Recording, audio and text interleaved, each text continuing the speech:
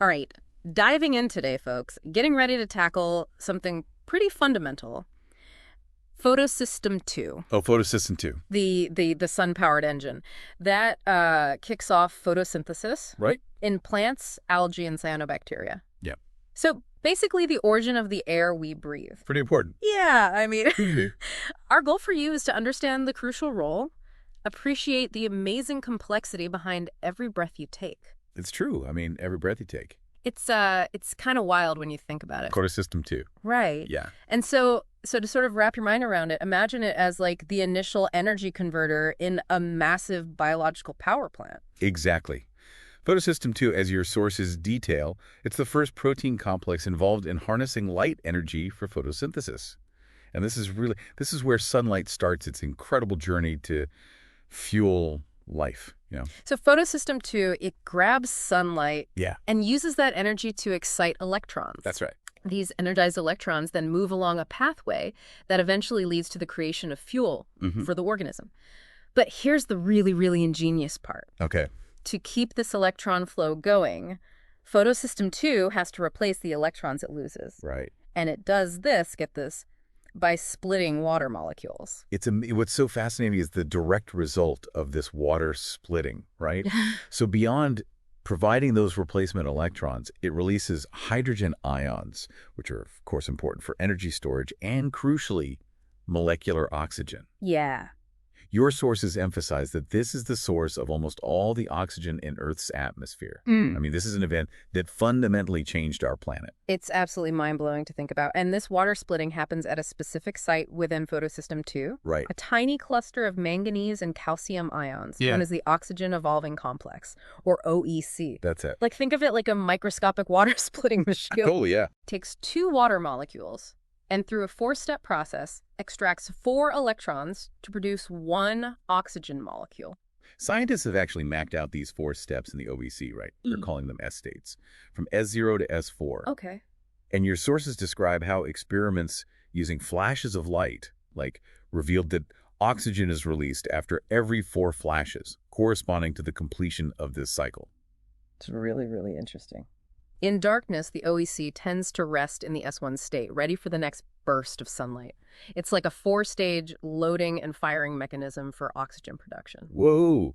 Okay, so this tiny machine with this loading mechanism is actually a huge complex made up of about 20 different protein parts Right. and nearly 100 helper molecules. Yeah.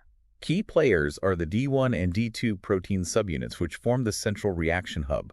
They hold on to essential molecules like chlorophyll P680, which initially captures the light, and other molecules that help shuttle the energized electrons. And we can't forget about the other important components, CP43, for example. As your sources note, these act like antennas, gathering more sunlight to feed into that reaction center, boosting efficiency.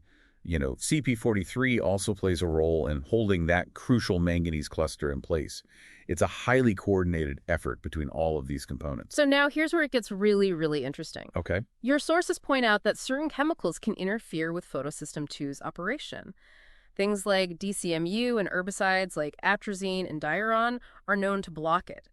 For instance, DCMU specifically stops the energized electrons from moving beyond photosystem 2, Right. essentially halting the photosynthetic process. Right. That's why they're effective as weed killers. This vulnerability, though, highlights the delicate nature of these biological systems and has significant implications in areas like agriculture. I mean, understanding how these inhibitors work helps us appreciate the precision of photosystem 2 and also develop better strategies for crop protection. And to really visualize this complexity, the sources mention that scientists have determined the detailed 3D structure of photosystem 2, using techniques like X-ray crystallography, even providing codes like 3WU2 and 2AXT if you want to look them up. Wow. These structures reveal the precise arrangement of all the atoms involved, including the oxygen bridges and water molecules within the OEC. Recent research has even pinpointed a likely spot between 2 manganese atoms where the oxygen molecule forms. It's amazing. It's incredible how much detail we can now see at the molecular level. What's truly amazing is how these structural insights are allowing us to understand the step-by-step mechanism of water splitting. It's like having a blueprint for one of life's most fundamental processes. This detailed understanding even inspires attempts to create artificial systems that mimic this efficiency for clean energy production. So, to bring it all together, Photosystem II is a sunlight-powered molecular machine that captures energy, splits water, and releases the oxygen we breathe. It's an incredibly intricate system with a precisely organized structure. Yeah. The real aha moment, I think, for you is realizing that this seemingly simple act of breathing is directly linked to this complex protein operating in the microscopic world within plants, algae, and cyanobacteria. It's a fundamental connection we often take for granted. And it really makes you think, doesn't it? If understanding Photosystem II can unlock the secrets to our atmosphere and inspire clean energy research, what other fundamental biological processes might hold similar potential for future technological innovation? Wow. Yeah. It's a fascinating thought to consider. Thanks for taking this deep dive with us. Thank you.